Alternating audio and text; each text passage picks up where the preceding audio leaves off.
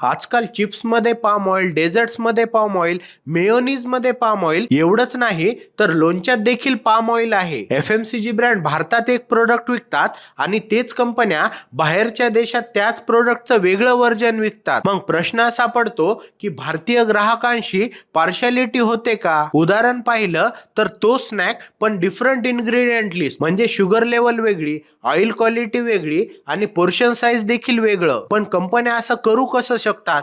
तर याचा मागचं रिझन आहे रेग्युलेशन डिफरन्स. US आणि युरोपमध्ये फूड सेफ्टी नॉर्म्स हे खूप कडक आहेत, तिथेच भारतामध्ये स्टँडर्ड्स खूप वेगळे आहेत आणि याचाच फायदा FMCG कंपन्या घेतात. दुसरं मोठं कारण म्हणजे प्राइस सेन्सिटिव्हिटी. भारतीय बाजार हे अत्यंत कॉम्पिटेटिव्ह मार्केट आहे. ब्रँड्स 10 ते 20 रुपयाचे पुढे टिकवण्यासाठी कॉस्ट कटिंग करतात. रियालिटी साधी आहे, कंपन्या तेच विकतात जे मार्केट त्यांना अलाव करतं. जिथे रेग्युलेशन स्ट्रॉंग आहे तिथे आपोआप क्वालिटी अपग्रेड होते. म्हणून ब्लेम गेम करण्यापूर्वी तुम्ही स्वतःला एक प्रश्न विचारा, आपण ग्राहक म्हणून चांगल्या क्वालिटीसाठी जास्त पैसे द्यायला तयार आहात का?